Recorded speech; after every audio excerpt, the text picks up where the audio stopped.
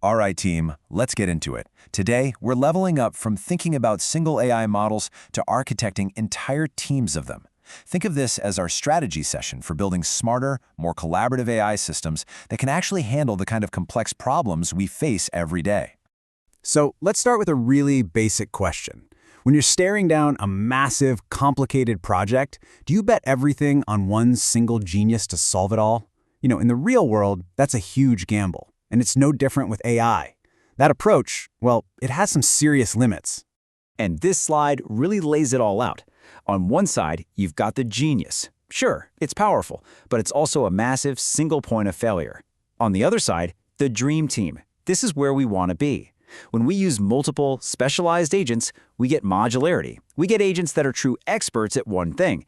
And best of all, we get systems that are easier to scale and maintain. I mean, think about it. You can fix your upgrade one little part without having to shut down the whole operation. It's just smart engineering.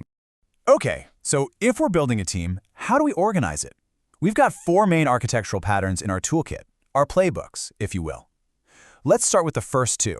These are our go-to strategies for work that's predictable and needs to be kept under tight control. First up, we've got hierarchical orchestration.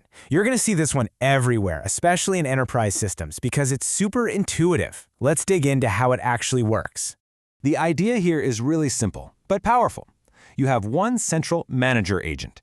Think of it as the project manager or the quarterback. It gets a big, high-level goal, and its job is to break that goal down into smaller, bite-sized tasks. Then, it delegates those tasks to its team of specialized worker agents. The workers do their job, report back, and the manager keeps everything on track. It's a classic top-down command and control structure. So the big question is, when do you actually use this? Well, it really shines in those big, complex enterprise workflows where you know the steps ahead of time, things like processing financial reports or routing insurance claims. Because everything flows through the manager, you get super clear lines of accountability. And in a business setting, that is absolutely critical. But, and this is a big but, there are trade-offs. That manager agent, it's the brain of the whole operation, which means it can easily become a performance bottleneck. And even worse, it is a single point of failure. If that manager agent goes down, your entire workflow grinds to a dead stop. You have to architect around that risk. All right, let's move on to our second top-down playbook, sequential orchestration. If you want a mental image for this one, just picture this. A digital assembly line. It's that simple. Agents are lined up in a strict, predefined order. The output from agent number 1 becomes the input for agent number 2, which feeds into agent number 3, and so on. There's no branching, no clever decision-making about the path. It's a fixed route from start to finish. This is your go-to pattern anytime you have a process with crystal clear linear dependencies. It's absolutely perfect for things like data ETL pipelines, extract, transform, load, or for workflows that need to get better over time, like having one agent write a draft, a second one review it, and a third one polish it for publication. Each step just builds right on top of the last one.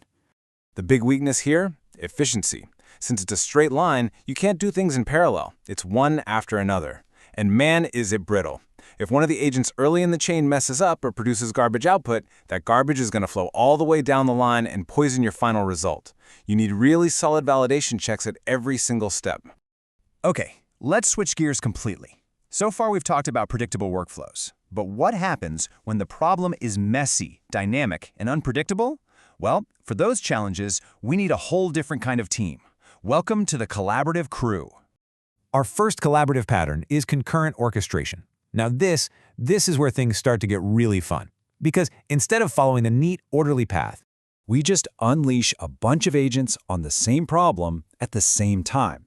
Think of it like a panel of experts in a brainstorming session. You give them all the same challenge, and each one attacks it from their own unique angle, all in parallel. This approach is fantastic for any task where you benefit from having a ton of different viewpoints. Need to brainstorm new product ideas? Perfect. Want to analyze a stock from a technical, a fundamental, and a market sentiment perspective all at once? This is your pattern. It's also a huge win for speed when you're in a time crunch.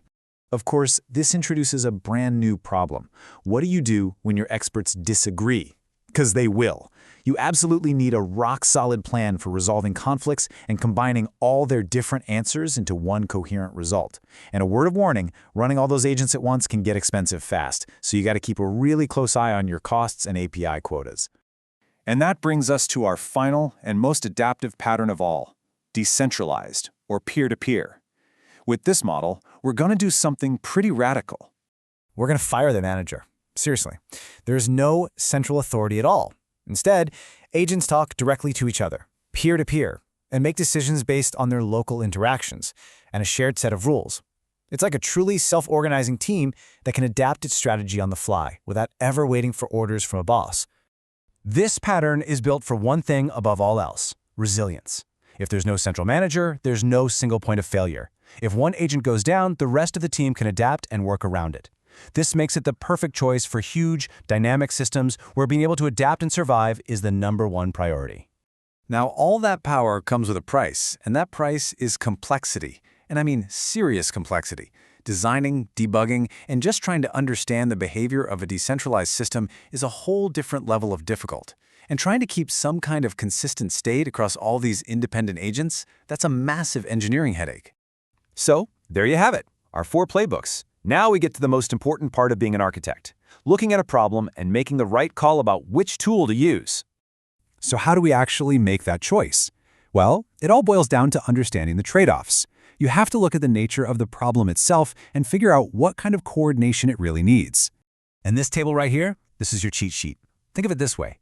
If you have a step-by-step process with clear dependencies, go sequential. If you've got a complex but predictable workflow that needs a boss, go hierarchical. If you need a bunch of different opinions fast, use concurrent. And if you need a system that's almost impossible to kill, go to centralized. But be ready for the fight. The real key is matching the pattern to the problem's DNA. Before we wrap up, I want to leave you with 3 non-negotiable rules. It does not matter which of these 4 patterns you choose. If you don't follow these core principles, you're building on shaky ground. These are the real keys to success. First, define clear agent roles. Modularity will save you so much pain. Each agent should have one job and do it well. Second, instrument everything. I'm talking logs, metrics, traces, the whole 9 yards. You can't fix what you can't see, and in a distributed system, you are flying blind without good observability. And third, and maybe most important, design for failure. Assume agents will fail. It's not if, it's when. So build in your retries, your circuit breakers, and your fallbacks from day one. So that's what it all comes down to. You're the architect. You're not just writing code. You are building an AI team. You have the playbooks, you have the principles. So the real question is, what kind of team are you gonna build? Will it be a disciplined assembly line, a structured corporate hierarchy, a chaotic but brilliant brainstorming session, or a resilient, self-organizing swarm? The choice is yours.